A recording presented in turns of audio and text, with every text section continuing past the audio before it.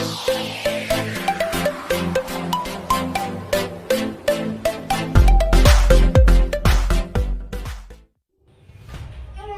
students, good morning. How are you today? I hope all of you stay good and healthy and happy.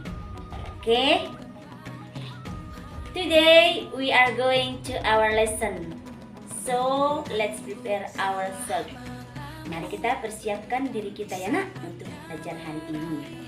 Our topic today about tema 4, berbagai pekerjaan, subtema 3, pekerjaan orang tuaku, pembelajaran yang ketiga. Let's study together. Mari kita belajar bersama. Baik, hari ini kita akan belajar pengelolaan sampah dan barang bekas.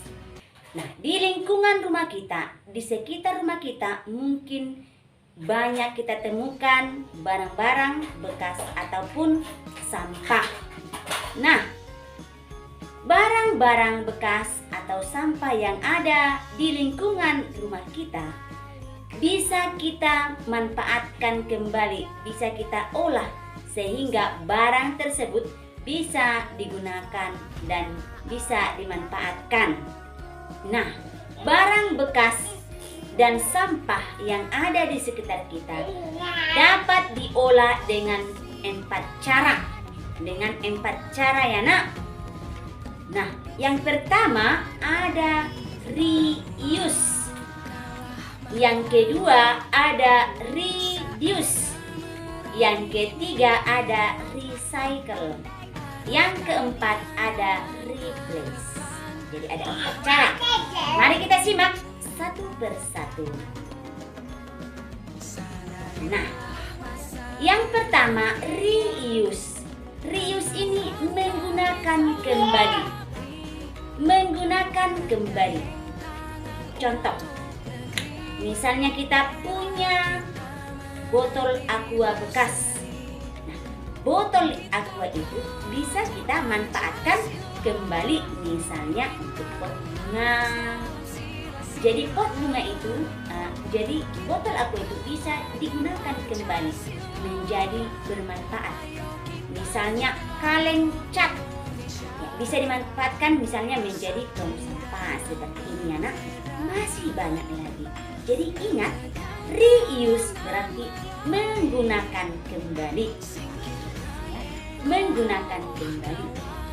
Misalnya botol aqua ya, yang tadinya sudah kita minum sudah habis, kita bisa isi ulang. Kita gunakan kembali karena sama ya. Jadi masih banyak hal-hal yang bisa kita lakukan untuk mengurangi sampah dengan reuse. Yang kedua ada kata reduce.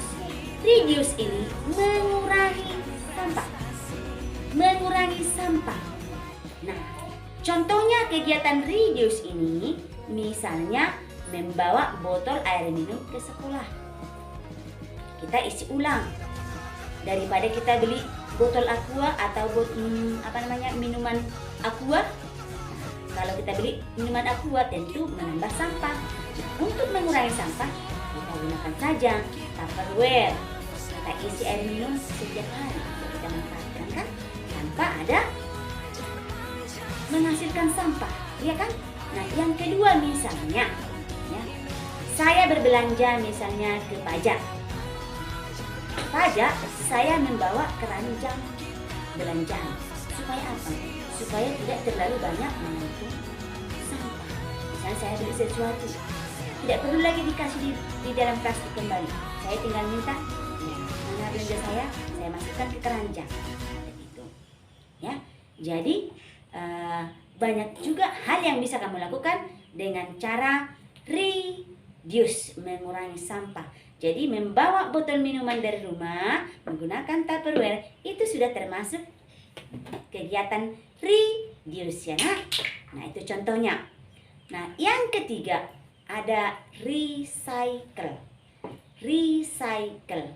Recycle ini mengolah sampah, mengolah barang bekas menjadi barang baru.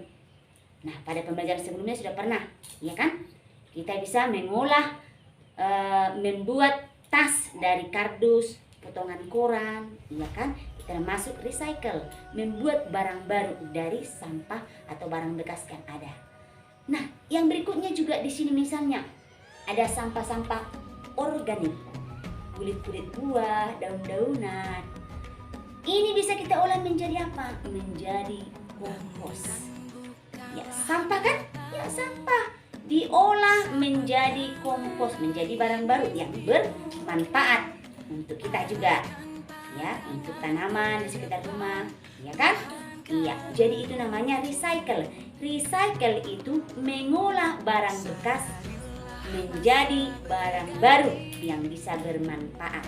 Oke, jadi diolah ya nak, ubah bentuknya, warnanya dan sebagainya. Kalau dia tadi misalnya membuat tas dari karton atau kardus. Nah, berikutnya yang keempat ada replace. Replace ini, ya, replace ini mengganti benda yang biasa bisa menjadi sampah. Ya. Misalnya penggunaan sapu tangan. Kalau kita menggunakan tisu, tentu tisu itu menjadi sampah kan? Walaupun itu bisa dikatakan sampah organik, tapi dia tetap sampah. Nah, supaya mengurangi sampah, gunakanlah sapu tangan, lap tangan.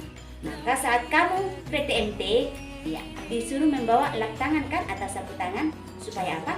Supaya tidak meninggalkan sampah di ruang PTMT ataupun di sekolah kita. Oke? Nah, itulah 4 cara pengelolaan sampah.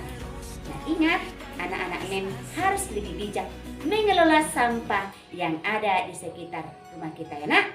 Ya, anak-anak hebat harus bisa. Nah, kemudian setelah belajar mengelola sampah, kita akan menilai komentar terhadap kejadian suatu dongeng. Dongeng itu apa? Masih ingat? Dongeng itu adalah cerita yang tidak benar-benar terjadi. Tapi dongeng itu kalau kita baca memiliki pesan moral yang bisa kita tiru, ya nak? Jadi walaupun tidak benar-benar terjadi tapi menarik supaya bisa kita tiru pesan moral yang baik dari situ. Nah, kita dapat berkomentar setelah mengetahui suatu kejadian dalam cerita. Ya, kita mengetahui tokoh, alur cerita, kejadian cerita, karakternya, dan juga pesan moralnya. Maka kita bisa memberikan komentar. Nah, kalau teman-teman kamu memberi komentar terhadap suatu dongeng, kamu juga boleh memberikan masukan atau komentar terhadap komentar teman kamu tadi. Jadi saling mengisi, saling berdiskusi, ya kan? Itu namanya memberikan atau menilai komentar orang lain terhadap komentar dalam suatu dongeng. Oke, nah anak-anak NEM yang baik, yang bijak, yang tetap semangat belajar walaupun belajar dari rumah. Ya, NEM harap hari ini anak-anak NEM dapat mengetahui, ya, pengolahan sampah dengan cara 4R. Kemudian dapat menilai komentar teman kamu pada suatu dongeng. Nah, itulah materi kita hari ini. Thank you for your attention. Terima kasih untuk kita semuanya. Salam sehat. See you next time and bye-bye.